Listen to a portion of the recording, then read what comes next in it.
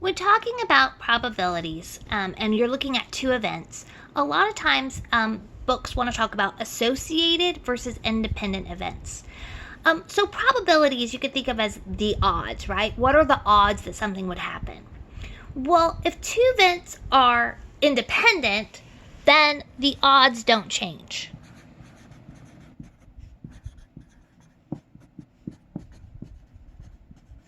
Okay. If events are associated, it means that the odds change significantly. I'm going to write significantly. And what that means is that we'd expect a slight change no matter what. When you're talking about like sampling variability. But I'm saying that we expect to see a significant change. So here's an example. All right. If I were to go take the heights, okay, the heights of adult males in all of San Luis County. And then I looked at only the heights of those in Paso Robles. Okay. So if I were to look at the average height, or maybe let's just go ahead and say, since we're talking about percents, right?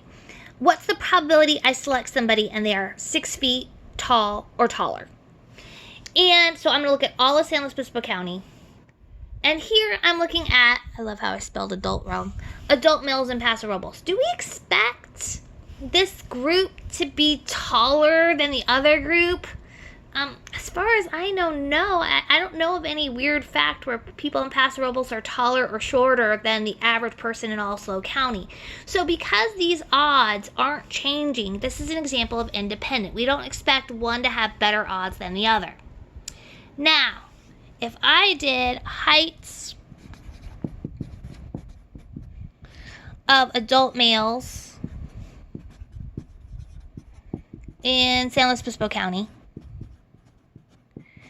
and then maybe I compare that to heights of adult males who were retired from the NBA. Or heck, they don't have to be retired. They could just be in the NBA, the National Basketball Association. All right.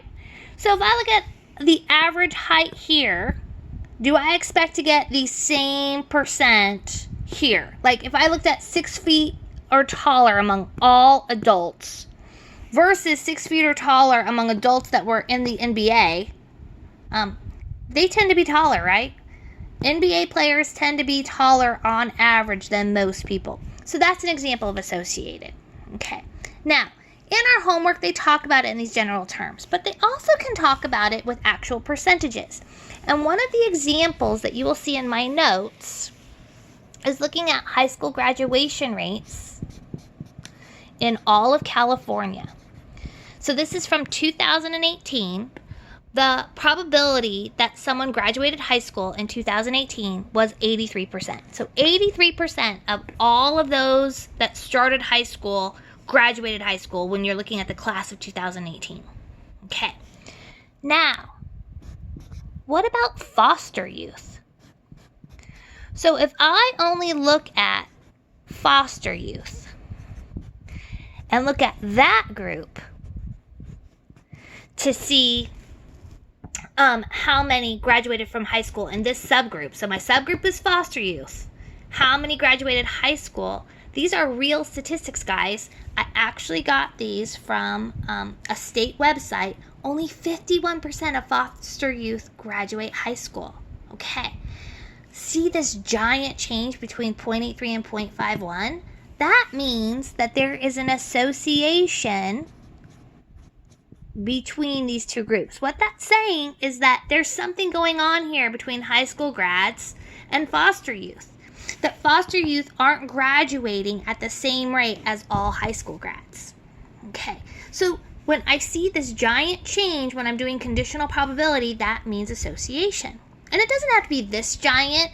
It could be, 0.83 to 0.77. 6% might be a big enough gap. Okay? I'm still noticing a chunk. Now, what would be an example of independent? How about we just look at female graduates? So the rate of female graduates to all high school graduates is 0.86. So the number of female students that graduated high school were 86%. Okay? Is 86 that different from 83? Nope, it's really not that different. 86 and 83 are not that different. So this would be an example of independent. Okay, independent. So what we're looking for association is we're saying that we're seeing a big jump. So something must be going on here. Foster youth are not graduating at the same rate as a typical graduate. Versus down here, a female student is graduating pretty much at the same rate as all high school students are graduating. Okay, so that's a way to look at associated versus independent when you're looking at numbers given specifically to a certain problem.